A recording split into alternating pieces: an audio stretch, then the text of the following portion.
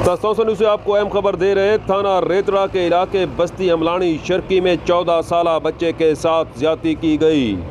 अहम खबर से आपको आगाह कर रहे हैं। थाना रेतड़ा के इलाके बस्ती अमलानी शर्की से जहां 14 साला बच्चे के साथ ज्यादती की गई। थाना रेतड़ा में पुलिस ने मुकदमा दर्ज कर दिया, जबकि मुल्ज़मान फरार होने में कामयाब हो गए हैं। अहम खबर से आपको आगाह कर रहे हैं। थाना रेतड़ा की हदूद बस्ती हमलानी शर्की में 14 साला बच्चे के साथ ज्यादती की गई। थाना रेतड़ा में मुकदमा दर्ज कर लिया गया, जबकि मुल्ज़मान फरार होने में कामयाब हो गए हैं। पुलिस ज़राए के मुताबिक मुल्ज़मान की गिरफ्तारी के लिए कोशिशें की जा रही हैं। बहुत जल्द इन दरिंदों को गिरफ्तार कर लिया जाएगा। अहम खबर से आपको आगाह कर रहे हैं। बस्ती अमलानी शर्की में 14 साला बच्चे के साथ ज्यादती की गई।